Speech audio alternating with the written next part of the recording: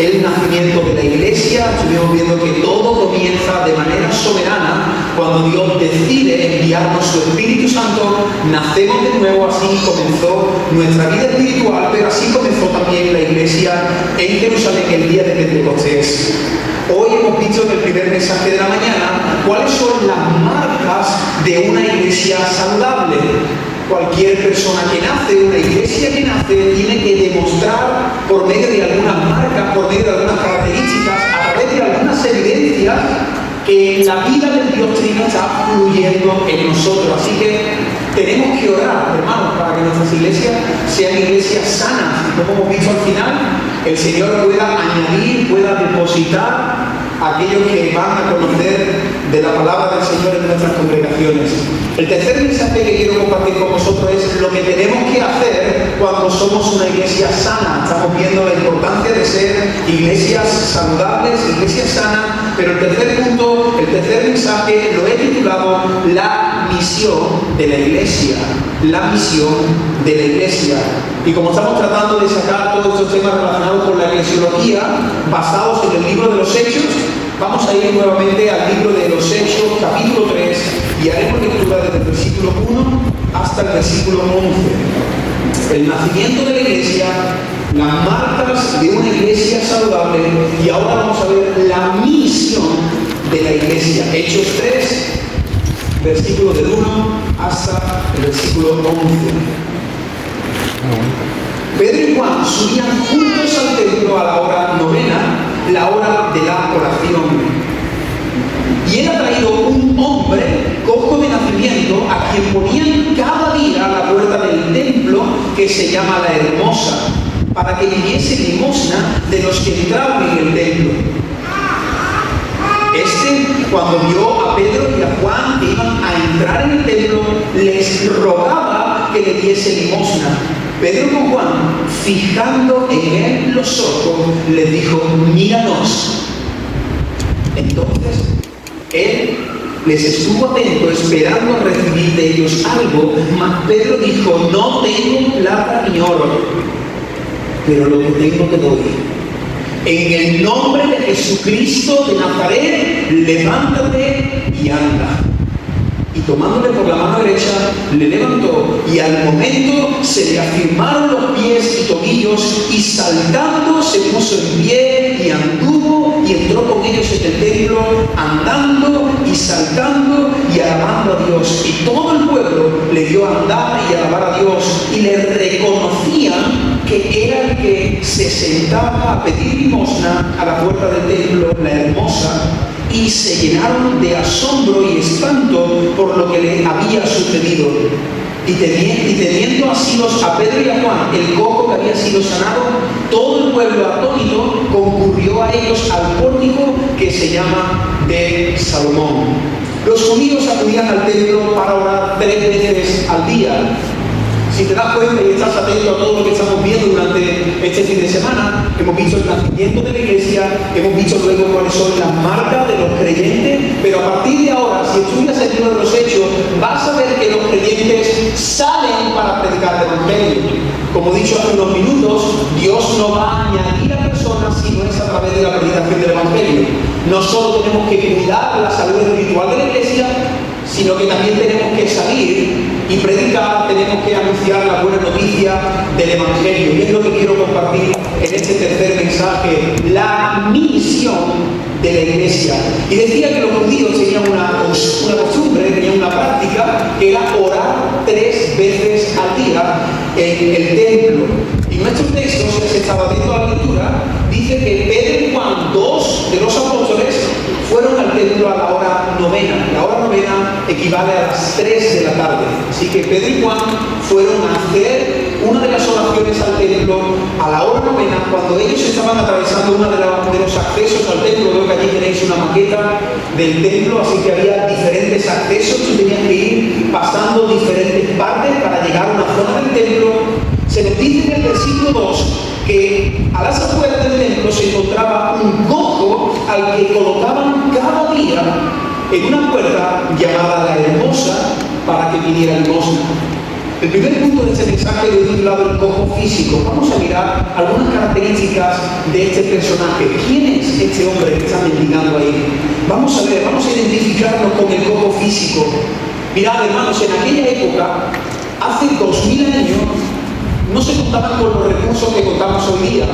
Hoy, gracias a Dios, en países desarrollados como el nuestro, la sociedad cada vez se está concienciando más en facilitar el estilo de vida a aquellas personas que no pueden ver, a aquellas personas que no pueden oír, a aquellas personas que no pueden andar. Así que vemos pasos de peatones, vemos que las aceras están preparadas para que todo sea lo más fácil posible para alguna persona que tenga algún tipo de discapacidad. Pero hace 2000 años esto no era así.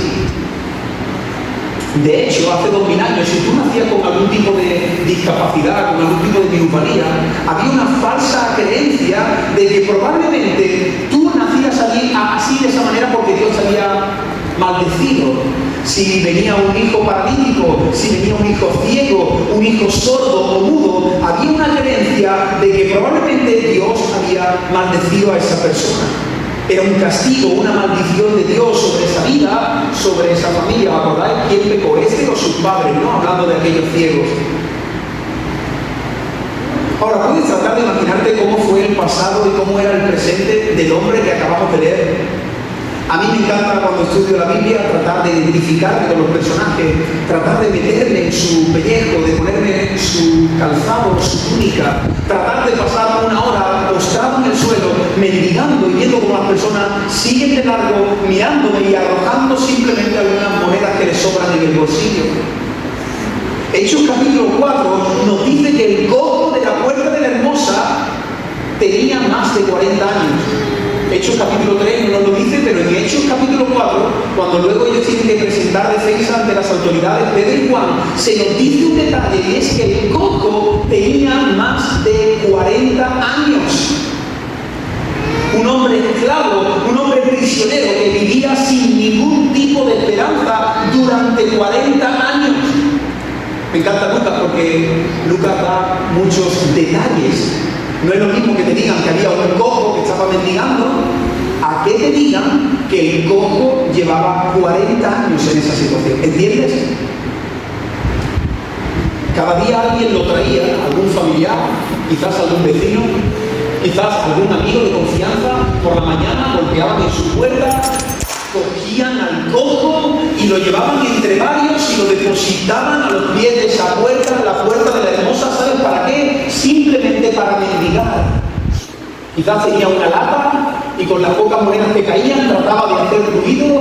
Durante horas y horas él estaría haciendo sonar la lata para que alguna persona arrojara algo del cielo a la tierra, para que alguna persona fuese movida a misericordia y a compasión y le mandara algún euro que le sobrara de la cartera. Este hombre seguro que por la mañana abrió los ojos. ¿Y cómo se despertó esa mañana el cojo? ¿Tú crees que tenía algún tipo de ilusión? ¿Tú crees que él estaba feliz esa mañana? Él levantó su rostro al cielo y probablemente tenía ya una tristeza profunda en su alma. Él sabía que le quedaba por delante 7, 10 o 15 horas, igual que todas las horas que había pasado, semana tras semana, meses tras meses, postrado en el mismo sitio. Lo que este hombre no sabía es que ese día su vida iba a cambiar de manera radical. Así que ven conmigo a esta escena, son las 3 de la tarde. El cojo probablemente lleva unas 7 o 8 horas ya postrado en el suelo, clamando, extendiendo su mano a todo el que pasa por delante de él. Y no sé si algunos cuando pasan por allí, como ya lo conocen, les saludan, hola, buenos días, buenas tardes, porque es el cojo que constantemente se pone en el mismo lugar. No sé si aquí en la ciudad, allí en Cádiz, yo sé que hay algunos mendigos que siempre suelen ponerse en el mismo sitio. ¿Te acuerdas de alguna persona que te diga, mira, esta chica o este chico siempre está en este semáforo, siempre está en la puerta de este supermercado, ¿verdad? Es como que algunas personas suelen estar prisioneros, anclados en el mismo punto de siempre. Los conocemos, sabemos quiénes son, los identificamos. Él es el borracho del parque, ella es la prostituta que siempre el viernes rodea aquel lugar. Así que las personas conocían a este hombre, las personas sabían que él era el cojo que mendigaba en la puerta de la hermosa. Probablemente algunos los saludaban, la gran mayoría seguro que los ignoraban, seguían de largo, él era como un mueble.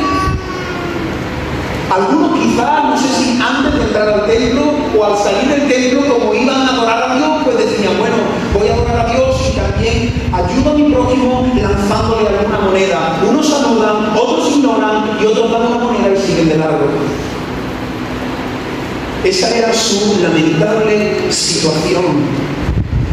Y el cojo lo que hizo fue clamar, pedir unas monedas como hacía desde hace muchos años. Y entonces de repente él está ahí moviendo su bote, sonando las monedas, y ve a lo lejos que vienen dos hombres más, él no sabe quiénes son, y entonces empieza a clamar y le dice a Pedro y a Juan, por favor una moneda, por favor me podéis dar una moneda, por favor podéis darme algo. Pedro y Juan hicieron algo completamente diferente a lo que hicieron los millones de personas que pasaron por delante de él en los 40 años de vida y de existencia que tenía. Él había visto con sus ojos a un montón de personas pasar por delante de sus narices, algunos con monedas, otros con un buenas tardes y otros con ignorancia. Pero de repente Pedro y Juan hacen algo realmente extraño para este hombre. Pedro mira directamente a la pupila de este hombre y le dice esta famosa frase: no tengo plata, no tengo oro, pero lo que tengo te doy, en el nombre de Jesucristo, levántate y anda. Eso nos lleva a nuestro segundo punto. He titulado ese segundo punto, el nombre de Jesús. Hemos visto en primer lugar cuál era la situación del cojo físico, pero ahora muy brevemente quiero que veamos el poder que tiene el nombre de Jesús. Y hermano, si tú eres creyente, si tú eres un hijo de Dios, tú tienes el nombre de Jesús contigo, tú tienes a Jesús de tu parte. No estoy diciendo con esto que tú y yo tengamos que salir a las calles y buscar a paralíticos y decirles en el nombre de Jesús, te digo que te levantes, porque entendemos que Dios sana de manera soberana. Entendemos que la salvación y la sanidad depende de Dios, pero ¿sabéis qué? Nosotros tenemos un mensaje poderoso en el nombre de Jesús. Tú y yo tenemos un mensaje poderoso en el nombre de Jesús. La iglesia del Señor tiene autoridad en el nombre de Jesús. Somos embajadores en su nombre. Nos presentamos en su nombre. Oramos en su nombre. Por eso nosotros oramos constantemente en el nombre de Jesús. Cada vez que oramos, terminamos diciendo ¿qué? En el nombre de Jesús. Y esto no es una muletilla. El nombre de Jesús no es unas palabras mágicas, no es un conjuro. El nombre de Jesús es una posición, es una autoridad. El nombre de Jesús me recuerda mi identidad. Yo me presento y le pido algo al Dios Padre en el nombre de ¿quién? En el nombre de Jesús. Es como si mi hijo va a pedir algo y dice, vengo de parte de mi Padre. Mi Padre me envía. Mi Padre me ha dicho que cuando yo me presente aquí y diga que soy David Peinado, tú tienes algo que darme a mí y me lo das a mí porque yo vengo en nombre de mi Padre. Hermanos, no somos conscientes de lo afortunado, de lo privilegiado que tenemos de poder acercarnos a Dios a través del nombre de Cristo. Ninguna persona que tenga como intermediario a Cristo puede acercarse a Dios, puede ir confiadamente al trono de la gracia. Tú y yo tenemos la seguridad de que Dios oye nuestras oraciones porque las oye por lo que Cristo hizo. Tú y yo podemos dirigirnos a Dios Padre por la obra que Cristo ha realizado, porque Él ha abierto el camino. Solo hay un nombre bajo el cielo en el que podamos ser salvos, el nombre de Jesús de Nazaret.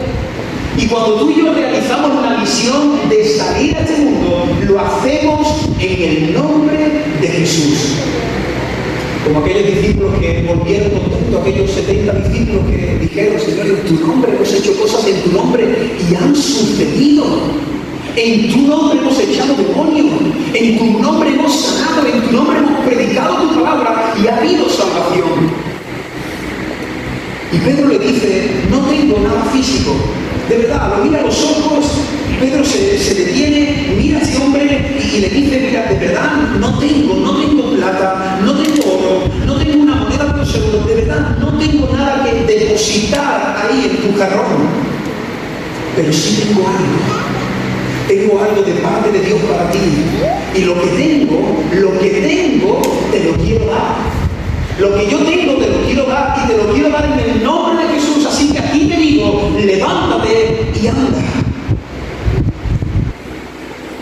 Pedro tenía la autoridad y el respaldo de Cristo. Pedro tenía una gran fe en el nombre de Jesús. El nombre de Jesús apunta a reconocer la humanidad, la divinidad de Cristo. Cuando decimos en el nombre de Jesús, estamos entendiendo que Jesucristo es Emmanuel, Dios hecho hombre. Cuando decimos el nombre de Jesús, cuando oramos en el nombre de Jesús, cuando salimos a predicar en el nombre de Jesús, cuando oramos para que Dios sane en el nombre de Jesús, lo que estamos reconociendo es que Jesús es el Hijo de Dios que ha venido a este mundo, que ha muerto y ha resucitado, y en su nombre y a través de su obra, tú y yo tenemos poder. Por lo que Cristo hizo es presentarnos con su autoridad. Ir en el nombre de Jesús es estar bajo la cobertura, bajo el señorío de Cristo. ¿Te acuerdas de los hijos de Esteban? Los hijos de Esteban eran unos exorcistas ambulantes que intentaron sacar a un demonio y entonces rodearon al hombre endemoniado y dijeron: os conjuro por el nombre de Jesús, el que predica Pablo. Y entonces el espíritu les arañó hasta el DDI. El espíritu se revolvió contra ellos y dice la Biblia que les pegó una paliza. ¿Por qué? Porque el nombre de Jesús no es un conjuro. El nombre de Jesús no son palabras mágicas, abracadabra, no. El nombre de Jesús es una identidad. Yo soy hijo de Dios. Yo soy hermano de Cristo. Y cuando tengo el Espíritu de Cristo puedo hacer cosas respaldadas por su autoridad. Así que cuando nosotros hacemos algo, lo hacemos en su nombre, bajo su autoridad, bajo su poder, entendiendo que Dios Padre lo hará a través del poder de la autoridad del Hijo. Estamos viendo el cojo físico. En segundo lugar, estamos viendo la autoridad que tenemos como creyentes, la autoridad que tenemos como iglesia. Nosotros podemos debemos realizar la misión en el nombre de Jesús, bajo su señorío, enviado por Él y en mi nombre, dice la palabra. Pero quiero que veamos una enseñanza que creo que podemos sacar también de ese texto. Y el tercer punto, quiero que veamos los cojos espirituales. Los cojos espirituales. Hemos visto que había un cojo físico allí, en la puerta del hermoso.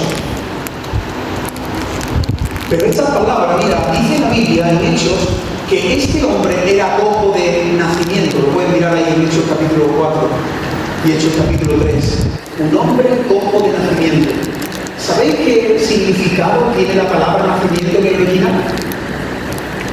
Cuando hice la exégesis de esta palabra, me llevé la gran sorpresa que la palabra nacimiento significa coilia. Y cuando tú investigas sobre el significado del término coilia, ¿sabes lo que significa esa palabra de nacimiento? Que este hombre, escucha, venía cojo desde el vientre de su madre. Desde nacimiento. Y esta palabra es clave. Esta palabra es muy importante porque lo que Lucas quiere que nosotros entendamos es que este hombre no tuvo un accidente a la edad de 2 años. Lo que Lucas quiere que sepamos es que este hombre no caminaba y a los 18 años tuvo un accidente de tráfico y entonces se quedó paralítico. No, Lucas, de manera intencionada, el Espíritu Santo escribe a través de Lucas y nos deja ahí registrado que este hombre venía cojo desde el vientre de su madre. ¿Y por qué quiero detenerme en este detalle? Porque estamos hablando también de los cojos espirituales. ¿Y sabes qué dice la palabra? En maldad he sido formado y en pecado me concibió mi madre. Nosotros enseñamos y nosotros creemos a la luz de la palabra que todas las personas del planeta Tierra son pecadores desde el vientre de nuestra madre. Nosotros no nacemos como dice la psicología, que vivimos con una tabla rasa y entonces según las circunstancias y los acontecimientos que nos rodean vamos siendo buenos o malos. No, la Biblia dice que todas las personas estamos muertos en nuestros delitos y pecados. Todos somos pecadores. Desde que nacemos, tú y yo estamos lejos de la casa del Padre. Hermanos, esta escena de un hombre ahí postrado Justo cerca del templo nos muestra la realidad espiritual en la que nos encontramos los seres humanos. Nacemos paralíticos espirituales, no podemos acudir a Dios y además no solo no podemos, es que no queremos. No solo somos víctimas, también somos culpables. El ser humano no puede acudir a Dios porque nace incapacitado por el estado, por la depravación del pecado en nosotros, pero es que además nos rebelamos contra Dios, somos enemigos de Dios, no queremos acudir a Dios. Y esta escena del cojo paralítico ahí, postrado año tras año, nos recuerda el mensaje del Evangelio. Nos recuerda cómo estábamos tú y yo, ahí tan cerca, pero a la vez tan lejos.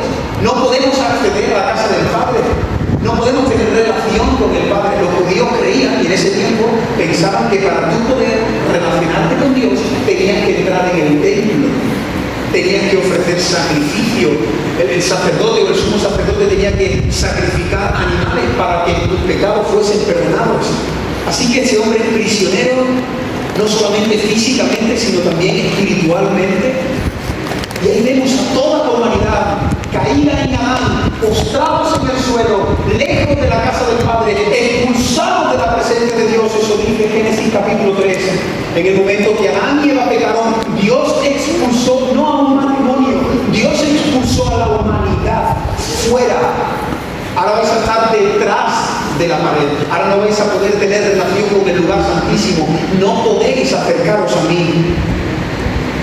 Cada persona que nace es un cojo espiritual.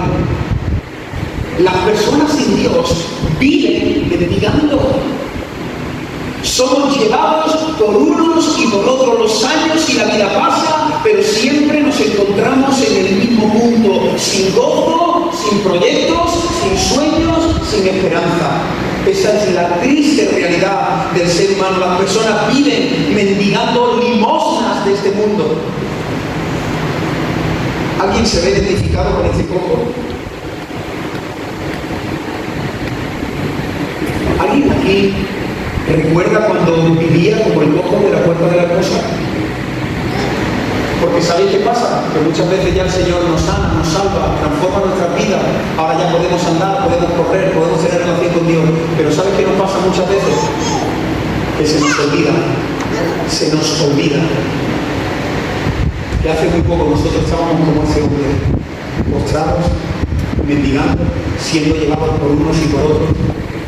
Hasta que un día el Señor vino y tuvo misericordia de nuestra vida. Bendito sea el Señor. Hermano y amigo, tú y yo somos ese cojo. Tú y yo, dice la Biblia, que somos ciegos, sordos, mudos espirituales.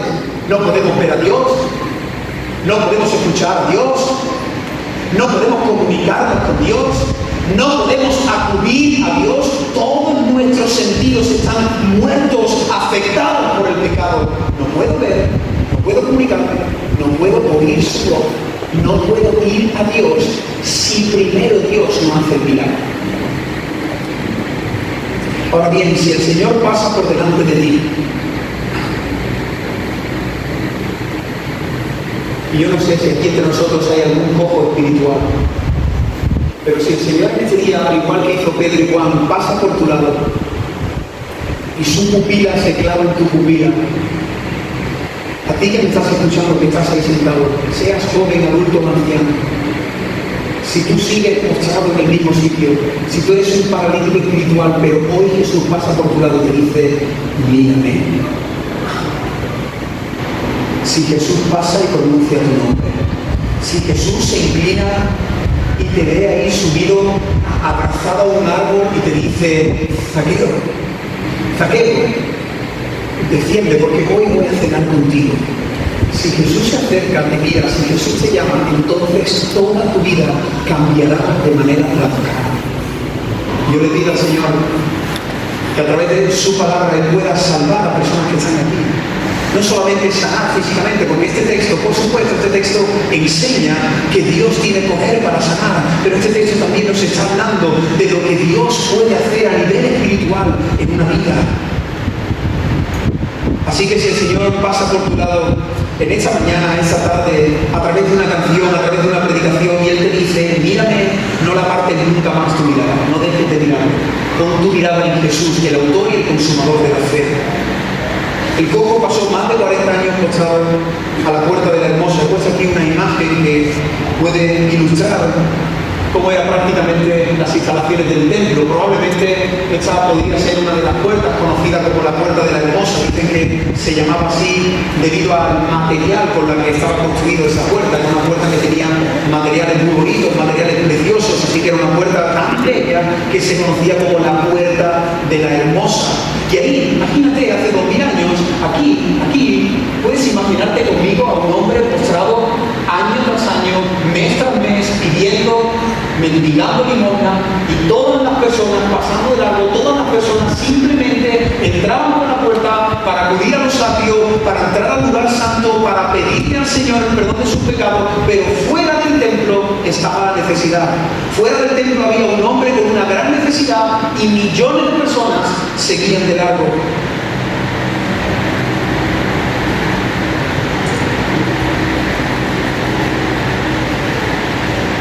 Ese hombre tuvo que atravesar, cuando Dios lo sanó, precisamente entró por esa puerta, por la Puerta de la Hermosa, y tuvo su primera experiencia en el templo. Porque dice el texto que cuando se levantó, ¿dónde fue? Entró al templo y se dio la vuelta, empezó a saltar y atravesó la Puerta de la Hermosa para poder tener relación con Dios. Permíteme que te haga un paralelismo. No vas a disfrutar del Dios Santo, no vas a disfrutar de una relación con Dios si no pasas por la puerta más hermosa que es Jesús de Nazaret. Jesús es la puerta, Jesús es el camino, Él es la verdad, Él es la vida.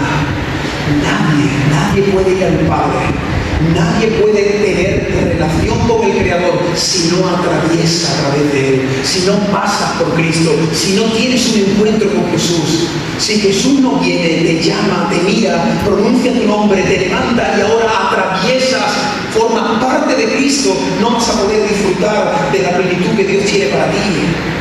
Pero esta historia también nos recuerda que los discípulos de Jesús, como hicieron Pedro y Juan, ellos iban para orar, quizás iban tarde, y también los relojes dijeron son las 3:10, pero ellos se detuvieron, ellos se pararon. Hermanos, que ellos fueron movidos a misericordia como el buen samaritano. ¿Os acordáis de esa parábola? Uno fue movido a misericordia. Pues Pedro y Juan no les importó llegar tarde a la oración, que probablemente llegaron tarde a la oración porque se quedaron un rato ahí hablando con ese hombre. ¿Saben por qué? Porque ellos vieron la necesidad en el camino. Y nosotros muchas veces, la iglesia del siglo XXI, lo que queremos es no llegar tarde a la iglesia, lo que queremos es no perdernos el congreso, apúntame, reserva mi plaza. Lo que queremos es estar en las cosas de Dios, disfrutar de todo lo que sucede aquí, en el templo, con la presencia de Dios, con las alabanzas, escuchando predicaciones, profundizando en la palabra, pero la pregunta es, ¿qué estamos haciendo con las personas que tienen necesidad fuera de estas cuatro paredes? ¿Qué estás haciendo con el paralítico de tu vecino? ¿Qué estás haciendo con tu compañero de trabajo que lleva años y años, y tú lo estás viendo, lleva años y años mendigando lo mismo? Hermano, quiero hablar de la misión de la iglesia, y la misión de la iglesia es salir por los paralíticos espirituales. La misión de la iglesia es que tú y yo, en el nombre de Jesús, prediquemos el poderoso mensaje del Evangelio.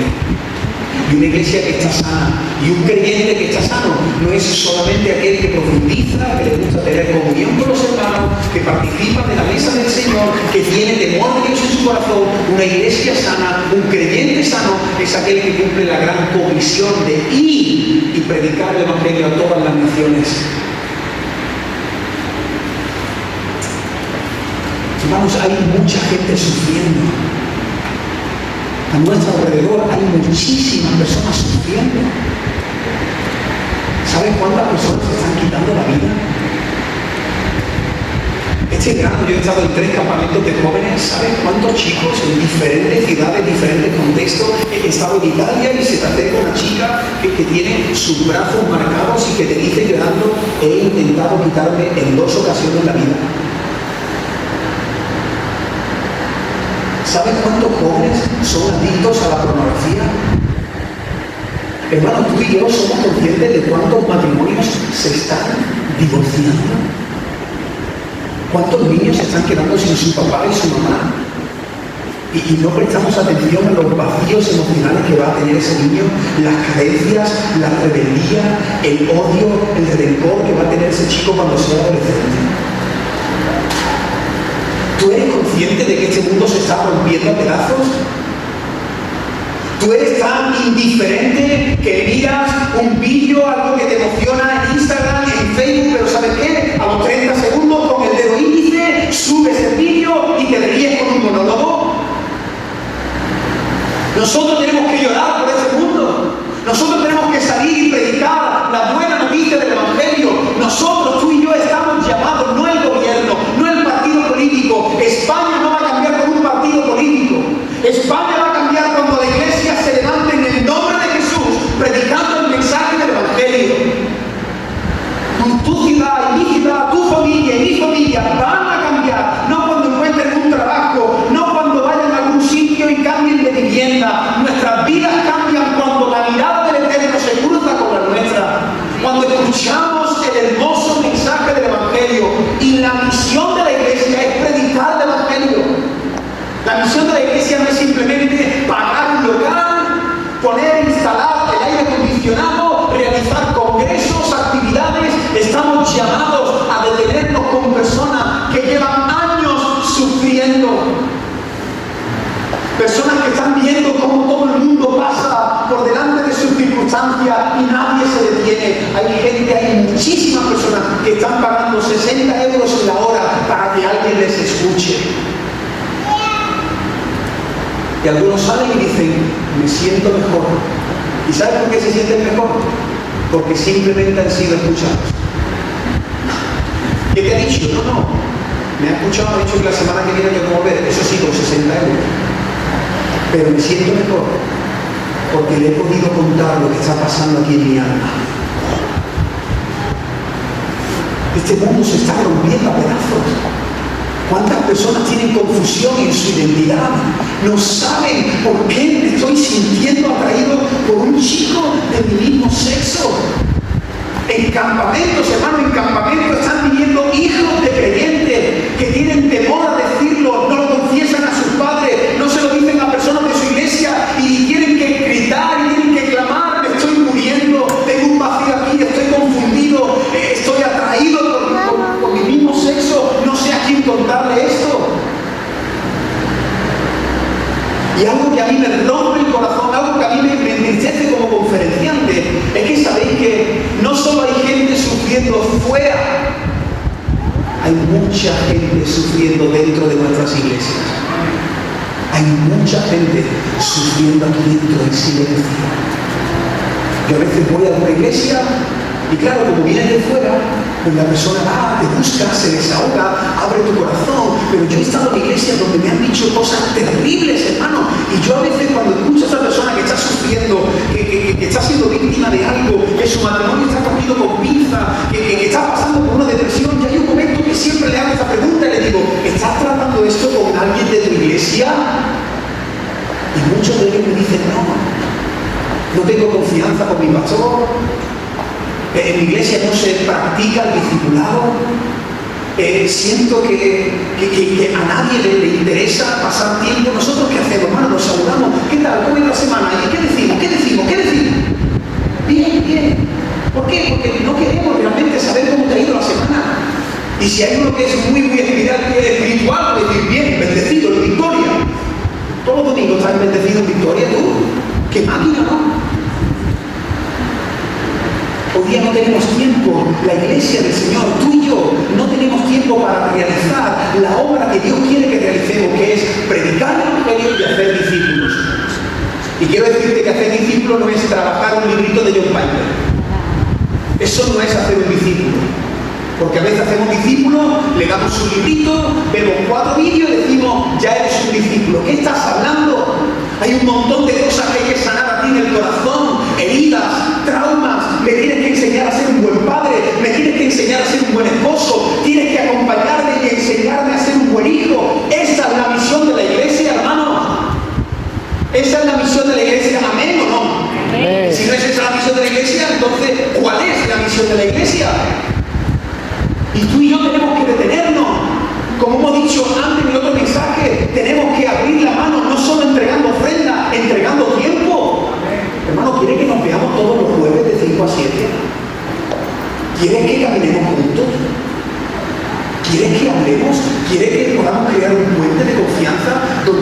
yo podamos rendirnos cuenta qué importante, qué necesario es esto en la iglesia del siglo XXI, donde las personas están sufriendo afuera, pero hay personas, hijos de Dios, que están sufriendo dentro.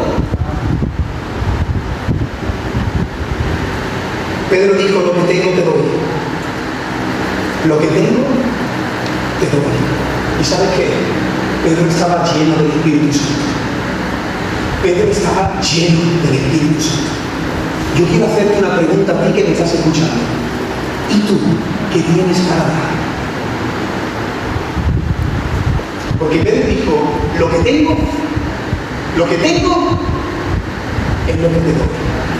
Pero ¿y tú qué tienes para dar? ¿Tú qué tienes para dar a este mundo?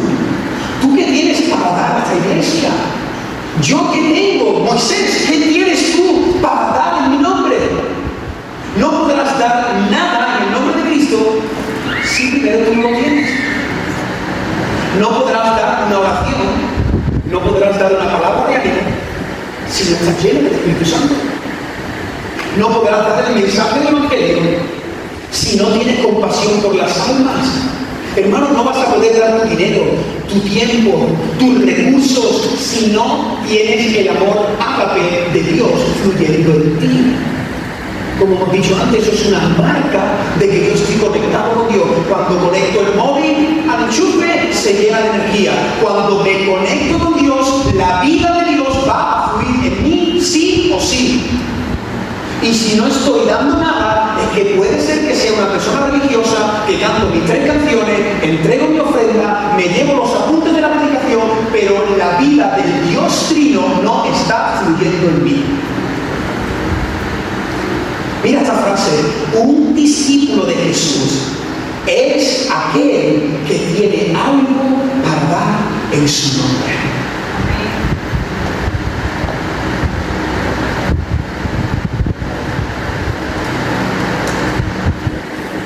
Un discípulo de Jesús es aquel que tiene algo para dar en el nombre de Jesús. Y todos aquí seguro que conocemos algún cojo espiritual como el de la Puerta de la Hermosa, algún cojo espiritual al que amamos profundamente y sabemos que lleva ahí 10, 15, 20 años, alguien que no conoce al Señor. ¿Te viene a la mente algún familiar, algún amigo que está viviendo como un mendigo, mendigando amores, mendigando afectos, mendigando cosas de los ídolos de este mundo? Quizás puede ser tu marido, quizás hay aquí alguna mujer que puede decir: pues el paralítico espiritual lo tengo en mi casa, es mi marido. Quizás algún padre aquí puede decir: pues es mi hijo es ese cojo espiritual que no quiere, no puede acercarse a Dios, que está postrado, que lleva semanas, lleva meses en rebeldía.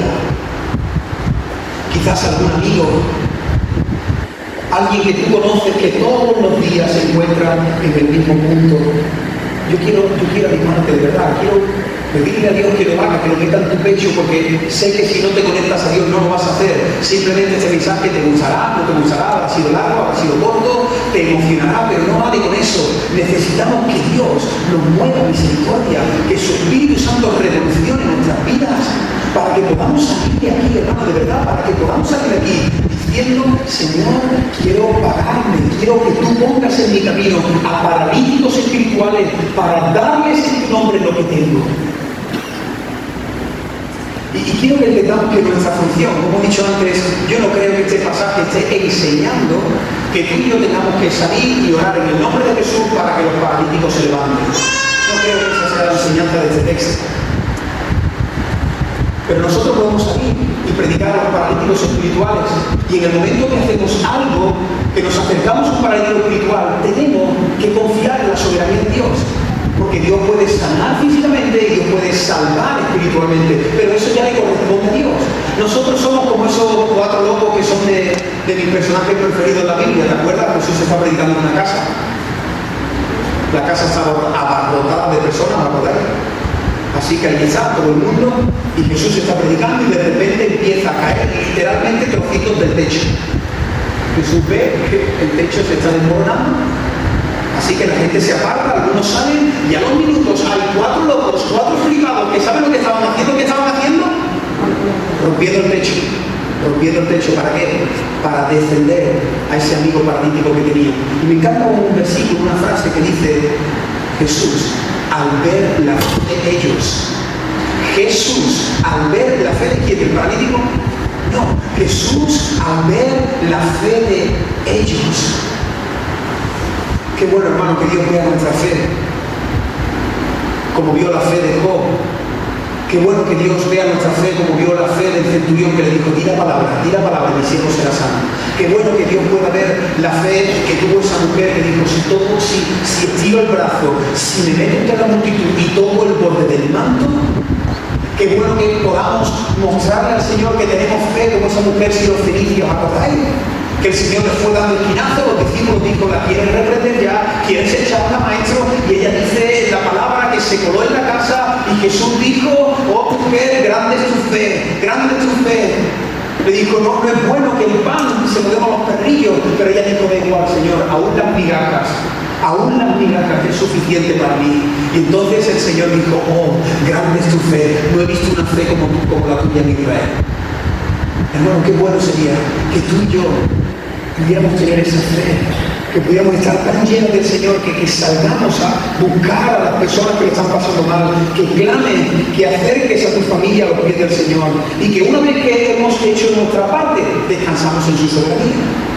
Señor, yo he cargado el paralítico, yo he subido las escaleras de la parte trasera de la casa, yo he realizado la locura de romper el techo, yo he descendido al paralítico, el paralítico está en tus pies, tú eres soberano, haz lo que tú quieras con él. Eso es lo que tenemos que hacer. Salimos, predicamos, evangelizamos, oramos, hacemos todo lo que nos corresponde a nosotros y dejamos a las personas a los pies de aquel que pueda hacer el milagro. Señor, yo he hecho mi parte, tú eres soberano, tuya es la salvación, tuya es la sanidad. Lleva a las personas hasta los pies de Jesús. Hermano, yo quiero animaros como iglesia a que podáis abrazar este mensaje, a que podáis recogeros en intimidad con el Señor y que podáis mirar si estáis cumpliendo con la lección, con el énfasis de esta predicación. Este tema a mí me apasiona mucho porque algunos quizás sé que habéis escuchado un poco todo mi testimonio, pero yo creo mucho en la importancia del discipulado, de acompañar a las personas, de pasar tiempo con ellas, de involucrarte con aquel que está sufriendo. Cuando yo nací en el vientre de mi madre, no solo nací pecador, sino que también nací en el vientre de una madre toxicómana. Mi madre consumía drogas desde muy jovencita. Mi papá, cuando supo que mi madre estaba embarazada, la abandonó, no quiso saber nada ni de mi mamá, ni tampoco de mí que estaba en el vientre. Mi madre durante todo el embarazo, durante los 9 meses de embarazo, estuvo consumiendo drogas. Ella, bajo los efectos de la droga, en varias ocasiones intentó quitarme la vida cuando yo estaba en el vientre de mi madre. Ella, cuando me tuvo, ella esperaba que yo naciera con algún tipo de discapacidad, algún tipo de minusvalía, porque fue tanto el terror que yo viví en el vientre de mi madre que ella esperaba que cuando naciera los 9 meses no sabía con lo que se iba a encontrar.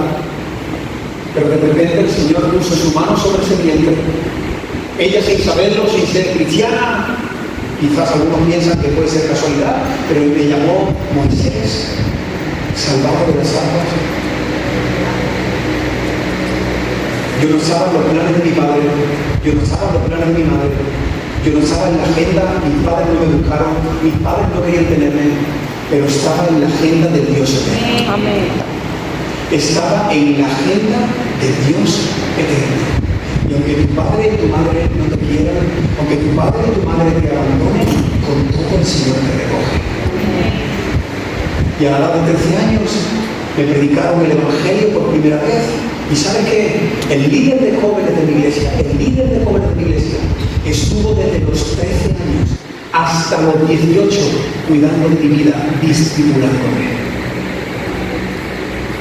Y no solo estudiamos la Biblia y estudiamos muchos libros, que también, sino que Él me enseñó a ser un hombre, me enseñó a ser hijo, Él me ayudó a sanar un montón de heridas, de trauma, de miedo que había en mi corazón, de rencor, de odio que tenía hacia mi padre. Todo eso a través de la palabra, abriendo las escrituras, hablando conmigo, caminando conmigo. Cuando caí en pecado, Él me levantó. Cuando caí en pecado, Él no me juzgó. Él me abrazó, Él me animó. Eso es el cristianismo. Y eso es lo que este mundo necesita. Y eso es lo que esta iglesia necesita. Necesitamos realmente caminar unos con otros. Necesitamos detenernos con los paralíticos espirituales, con las personas que llevan años y años luchando por la pornografía. Hace 2 años hice una predicación en mi iglesia sobre la pornografía. Nos dijeron, pastor, aquí nunca se ha predicado de la pornografía. ¿Cómo vas a hablar de la pornografía en el púlpito? Hablamos de la pornografía y sabéis que hermanos, maridos empezaron a confesar que estaban siendo adictos a la pornografía, que estaban prisioneros en ese pozo. Y empezamos a acompañar a ciertas personas para que el Señor las rescatara, para que el Señor restaurara su vida. Eso es una iglesia sana. Hermanos, eso es lo que queremos. ¿Qué queremos con ese congreso? Una palabra, algo que no haya descubierto en la Biblia, una nueva revelación, algo teológico sobre... o queremos la vida de Dios en nosotros, la vida del Espíritu en nuestra iglesia, clamando, sabiendo, pidiendo misericordia, como dije ayer. Miles de personas ayer estaban celebrando una fiesta perdidamente, desesperados ahí tratando de encontrar la alegría de una moneda, tratando de mendigar una noche de placer, pero ¿cómo se ha levantado hoy? Igual de vacío que ayer, pero nosotros hoy nos hemos levantado con el gozo de la salvación. Tú y yo estuvimos anoche aquí y hoy estamos aquí porque el Señor nos rescató de nuestra vana manera de vivir. Bendito sea el Señor. Que un día Jesús de Nazaret se metió en nuestro barrio, se puso una túnica, se puso unas sandalias y fue a buscarte a ti. Dios lo hizo, hermano. Dios lo hizo. Pedro y Juan lo hicieron y tú y yo tenemos que hacerlo. Tenemos que atender a las personas.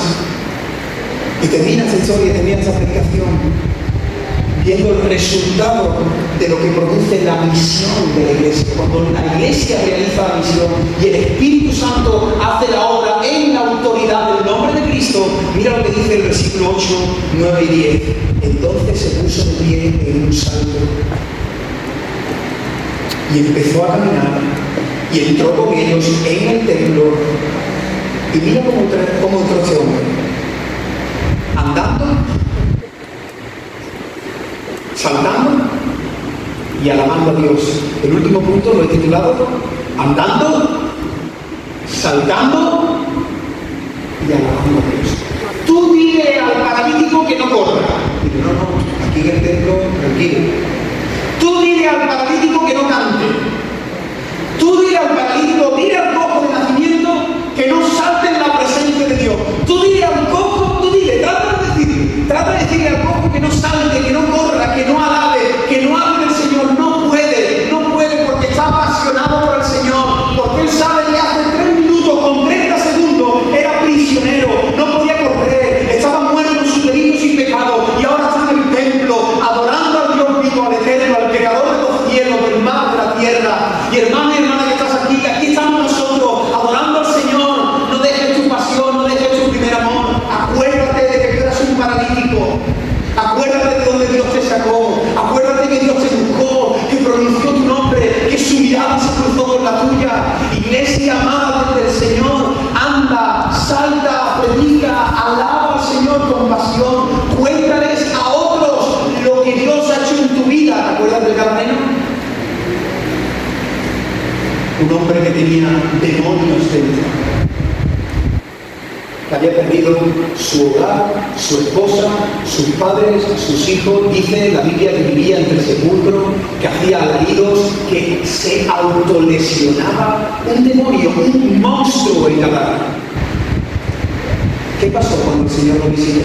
Dice el final de la historia que cuando el pueblo llegó se sorprendieron de ver a un hombre sentado en su cabal juicio, escuchando a los pies de Jesús las enseñanzas. La gente cuando llegó y vio al monstruo allí sentado, afeitado, con su túnica, tenía otro semblante, tenía otro brillo en sus ojos. La gente no daba crédito de lo que estaba sucediendo. Y entonces el endemoniado gadareno, ¿sabes qué? Le dijo a Jesús: yo me voy contigo, yo me voy contigo, déjame un momento que vaya a mi casa y cojo la maleta pequeña que subo cada vez que tengo que viajar a Rayagate, y entonces nada, me busco ahí un par de prendas y me voy contigo, déjame que me vaya contigo. ¿Y qué le dice Jesús a Gadareno? No, yo tengo otro ministerio para ti. Tú no eres parte de los apóstoles. Yo tengo otro llamado para ti. Yo tengo otro ministerio para ti. El ministerio que yo tengo para ti es que tú vayas a los tuyos, que tú vayas a tu ciudad y que le cuentes cuán grandes cosas ha hecho Dios en tu vida. Venga, imagínate al cojo volviendo a las 6:15 a su casa. Imagínate esta escena. La Biblia no lo dice, pero imagínatela. Ahí está su madre, ahí está su hermana, ahí está su familia, y de repente a las 6:15 entra el cojo, que normalmente lo esperaban a las 9:30 de la noche, pero a las 6:15 abre la puerta el cojo de la hermosa, y entonces la familia mira al cojo y le dice: no me lo diga, a ver qué te ha pasado aquí, te noto algo diferente. A ver, espérate, ¿te has cortado el pelo? No.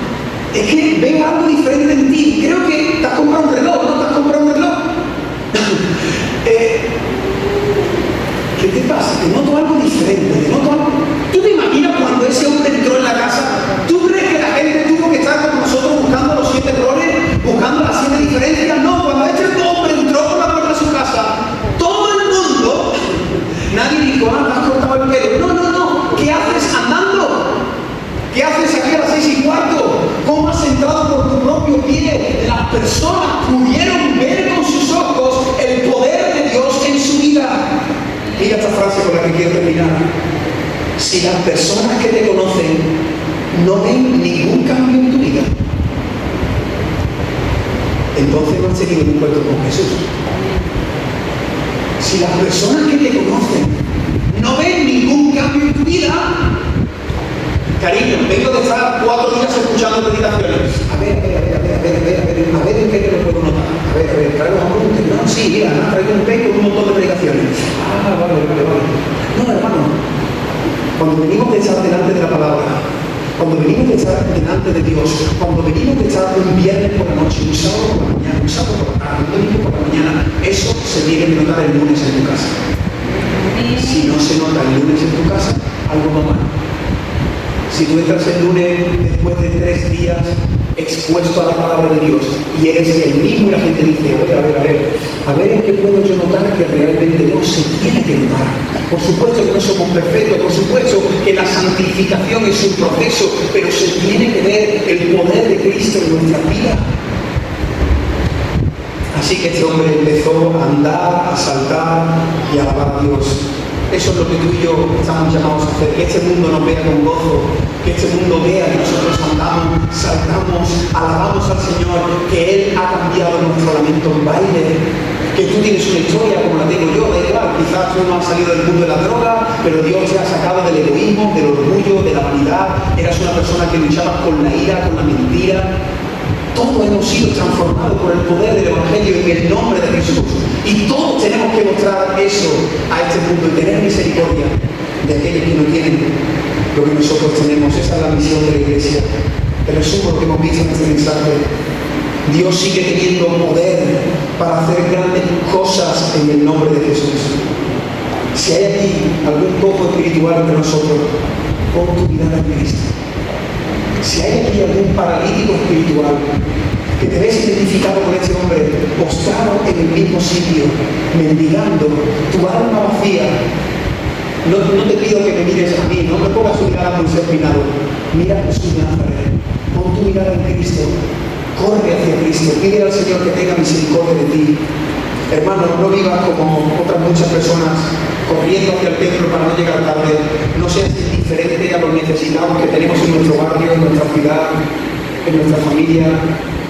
Para, mira la necesidad que tienes a tu alrededor, mira la necesidad que hay dentro de la iglesia, atiende a las personas, predica el Evangelio, discipula. Esa es la misión de la iglesia. Que no olvidemos cuál es la misión de la iglesia: predicar el Evangelio y hacer discípulos. Así que yo te animo a que ahí donde estás puedas recoger tu momento de intimidad y puedas decir al Señor: Señor, esta predicación.